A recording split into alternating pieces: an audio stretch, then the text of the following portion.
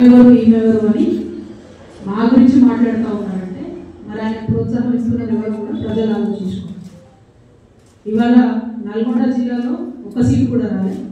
ఆయన సీటు సాగు పోయి కన్నులు ఉండవు, సాగు తప్పి కన్నులు ఉండవైన చరణంగా చివరి నిమిషంలో అనుకోకుండా గెలిచినటువంటి సీటు. ఎన్నడూ ప్రజా ఉద్యమాలు చేయలేదు. కేసీఆర్ గారు లేకపోతే మరి నువ్వెవరు అది కూడా ఆలోచించుకోవాలి కదా.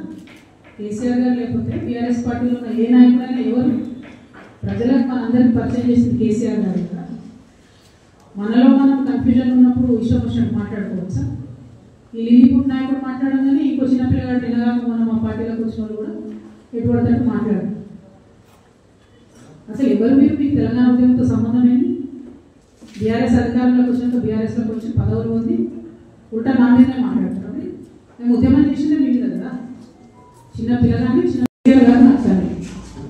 వారికి నేను అంతరంగికంగా రాసినటువంటి ఉత్తరాన్ని బయటపెట్టి మొత్తం పార్టీలో జరుగుతున్న అంశాలన్నీ బహిర్గతం చేసింది ఎవరు?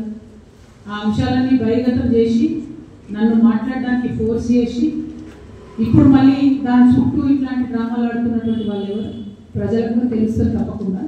కానీ ఒక మన పార్టీకి సంబంధం లేని బీఆర్ఎస్ పార్టీకి సంబంధం లేనటువంటి వ్యక్తి చేత మన పార్టీ నాయకులే ఊతమిచ్చి నా మీద వ్యాఖ్యలు చేయించారనడానికి నా దగ్గర వందలాది ఆధారాలు ఉన్నాయి.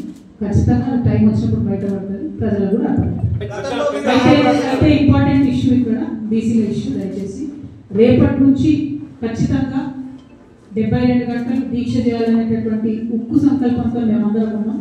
ప్రభుత్వాన్ని మళ్ళీ రిక్వెస్ట్ చేస్తూ ఉన్నాం, మీరు మాకు మా బాధ చెప్పుకునే అవకాశం ఇవ్వండి.